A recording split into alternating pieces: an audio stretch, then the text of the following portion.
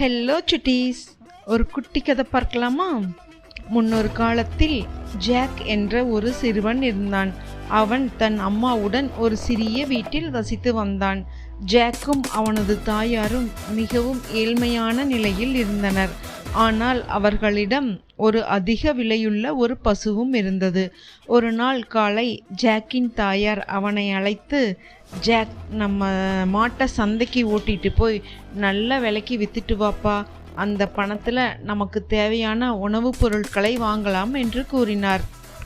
Jack தனது மாட்டை அழைத்து கொண்டு சந்தைக்கு சென்று கொண்டிருந்தான். அப்பொழுது வழியில் ஒரு வயதான சன்னியாசியை சந்தித்தான்.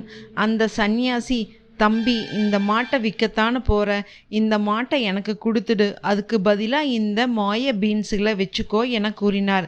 ஜாக்கிற்கு ஆச்சரியமாக இருந்தது. அவன் உடனடியாக அந்த வயதான சன்னியாசியிடம் மாட்டை கொடுத்துவிட்டு மாய பீன்ஸுகளை எடுத்துக்கொண்டு வீட்டுக்கு ஓடினான். ஜாக் தாயாரிடம் மாய பீன்ஸை காட்டினான்.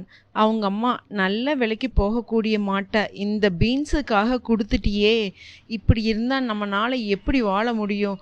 உன்னுடைய இந்த முட்டாள்தனத்தால் நாம் உணவு இல்லாமல் பட்னி கிடந்து சாக போகிறோம் என்று கூறி அந்த பீன்ஸுகளை ஜன்னல் வழியாக வெளியே தூக்கி எறிந்தார். அவங்க அம்மா திட்டினதால் ஜாக் அழுதுகிட்டே தூங்கிட்டான். அவன் தூங்கி எழுந்து பார்க்கும்போது அவங்க வீட்டுக்கு ஜன்னலுக்கு வெளியே ஒரு பெரிய மேஜிக் ட்ரீ முளைச்சிருந்துருக்கு. அந்த மேஜிக் ட்ரீ வழியாக ஜாக் மேலே ஏறி பார்க்கும்போது அதனோட முடிவில் ஒரு மிகப்பெரிய அரண்மனை இருந்தது.